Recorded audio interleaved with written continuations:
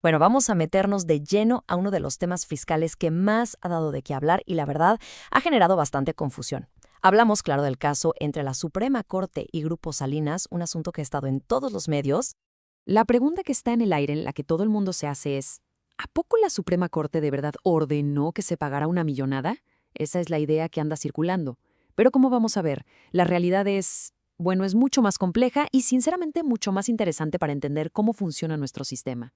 Para cachar bien qué pasó, tenemos que hacerla de detectives y seguir el caminito que recorrió este caso.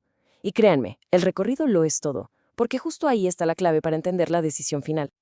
Ok, vámonos al principio.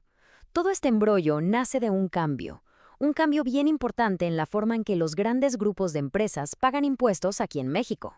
Y aquí, a ver, punto clave y súper importante que hay que aclarar desde ya. Esta es la idea principal. La Suprema Corte no es la que calcula ni impone deudas de impuestos. Esa no es su chamba. Su papel en toda esta historia es otro, muy, muy distinto. Para que estemos todos en el mismo canal, ¿qué es eso de crédito fiscal? Piénsenlo fácil. Es la deuda de impuestos que el SAT dice que una persona o una empresa tiene. Es el punto de partida de todo este conflicto. Ahora sí, ¿cómo empezó el pleito? Miren, antes había una figura llamada consolidación fiscal. Esto, en pocas palabras, permitía que un grupote de empresas, como Grupo Salinas, presentara una sola declaración de impuestos, como si fuera una sola entidad. Podían mezclar las ganancias de una con las pérdidas de otra. Pero, ¿qué pasó? Una reforma dijo, se acabó, y exigió que cada empresa presentara su propia declaración por separado. Y es justo ahí, en ese cambio, donde nacen las diferencias con el SAT sobre cuánto se tenía que pagar de ISR. Y esa diferencia de opiniones sobre los impuestos no se quedó en una simple plática, ¿eh? No, para nada. Se convirtió en una batalla legal que fue subiendo y subiendo de nivel por todo el sistema judicial. A ver, sigamos la ruta. Primero, el SAT dice, me debes estos créditos fiscales.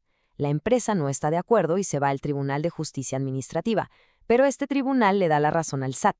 Ok, no conformes, se van a los tribunales colegiados con un amparo y, otra vez, les dicen que no. Es hasta después de agotar todas estas opciones que el caso toca la puerta, como última esperanza de la Suprema Corte. Y aquí, justo aquí, es donde se genera la mayor confusión. ¿Qué iba a hacer la Suprema Corte? ¿Se iba a poner a hacer cuentas? ¿A calcular los impuestos? La respuesta es un no, pero un no rotundo. Su papel era otro, mucho más específico. Esta es la pregunta del millón. Si la Corte no calcula impuestos y tampoco es una instancia de apelación normalita, entonces ¿para qué llegó el caso hasta allá arriba? El nombre técnico del recurso es amparo directo en revisión. Y fíjense en la palabra clave, excepcional. O sea que la Suprema Corte revise tu caso por esta vía no es automático, no es un derecho, es algo extraordinario. Y para que la Corte siquiera considere revisar un caso, este tiene que cumplir con un requisito súper estricto. Debe tener interés excepcional. La Corte no está para resolver todos y cada uno de los pleitos del país.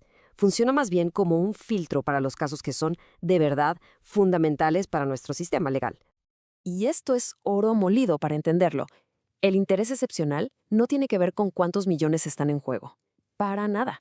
Tiene que ver con si el caso plantea una duda nueva sobre la Constitución, si su resultado va a ser importantísimo para todos o si toca un tema de derechos humanos.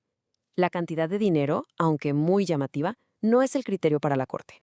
Bueno, con todo este contexto ya en la mesa, ahora sí podemos entender a la perfección qué decidió la Corte y, más importante, qué significa realmente esa decisión.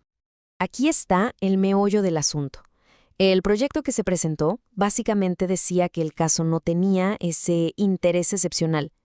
La razón, pues que los temas constitucionales que se estaban discutiendo ya los había resuelto la misma Corte en otros casos pasados. O sea, no había nada nuevo que interpretar. Entonces, la decisión final no fue un pagas o no pagas. La decisión fue, en resumen, este asunto no lo vamos a revisar. La Corte simplemente decidió no entrarle al tema porque el caso no pasaba ese filtro de excepcionalidad. Y el efecto de esa decisión es clarísimo. Como la Suprema Corte dijo, yo no le entro, entonces las decisiones de los tribunales de abajo, los que ya le habían dado la razón al SAT, quedan firmes. Se vuelven la última palabra. Y esto significa que los créditos fiscales que determinó el SAT en un principio siguen vivos y coleando. Así que, más allá del encabezado llamativo, la historia real es sobre el proceso judicial, sobre los criterios de la Corte y el peso de su decisión de no intervenir. Y esto nos deja con una pregunta para pensar, ¿no? ¿Qué nos dice este caso sobre cómo se resuelven las grandes disputas fiscales y cuál es el verdadero papel de nuestro máximo tribunal en ellas?